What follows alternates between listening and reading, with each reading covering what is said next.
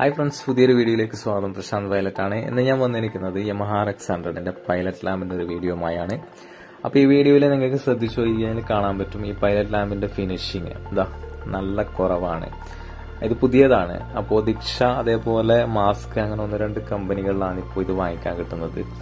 അപ്പോൾ നമ്മൾ അത്രയും പെർഫെക്റ്റ് ആയിട്ട് ഒരു വണ്ടി റീസ്റ്റോറേഷൻ ചെയ്യുമ്പോൾ ആ വണ്ടിക്ക് ഈ ഒരു പൈലറ്റ് ലാമ്പ് ഫിറ്റ് ആയി കഴിഞ്ഞാൽ ആ മീറ്ററിന്റെ ഒരു ഭാഗം കാണാൻ വേണ്ടിയിട്ട് നല്ല ബോറാണ്. അപ്പൊ അതിനൊരു സൊല്യൂഷൻ എന്ന രീതിയിൽ നമ്മൾ ഇതിന്റെ മുകളിൽ മാറ്റ് സ്റ്റിക്കറൊക്കെ ചെയ്യാറുണ്ട്. എന്നാലും അത്ര ഒരു പെർഫെക്ഷൻ കിട്ടാറില്ല. അപ്പോൾ നമുക്ക് ഈ ഒരു പൈലറ്റ് ലാമ്പിനെ ഒരു റീസ്റ്റോറേഷനിലൂടെ അത്യാവശ്യം നല്ല വൃത്തി കിട്ടുന്ന രീതിയിലേക്ക് മാറ്റിയെടുക്കാൻ പറ്റുമോ എന്ന് ശ്രമിച്ചു നോക്കാം.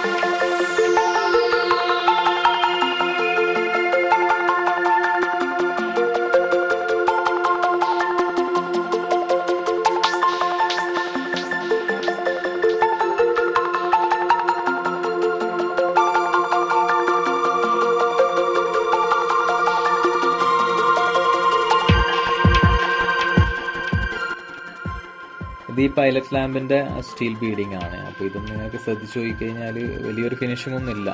പെട്ടെന്ന് തുരുമ്പ് വരുന്ന പ്രോബ്ലം എല്ലാം ഉണ്ട്. അതുകൊണ്ട് നമ്മൾ തൽക്കാലം ഇത് തന്നെയാണ് ഇതിൽ ഫിറ്റാക്കുന്നത്. പിന്നെ 2 പഴയ പൈലറ്റ് ലാമ്പിന്റെ സ്റ്റീൽ ബീഡിങ് നമ്മൾ ഇലക്ട്രോ പ്ലേറ്റിങ്ങിന് കൊടുത്തിട്ടുണ്ട്. അപ്പോൾ അത് കയ്യിൽ കിട്ടിക്കഴിഞ്ഞാൽ ഇത് മാറ്റിയിട്ട് നമ്മൾ ഇലക്ട്രോ പ്ലേറ്റിംഗ് ചെയ്ത സ്റ്റീൽ ബീഡിങ് ഇതിലേക്ക് ഫിറ്റാക്കുന്നതാണ്. അപ്പോൾ കുറച്ചുകൂടി ഒരു ഭംഗി കിട്ടും.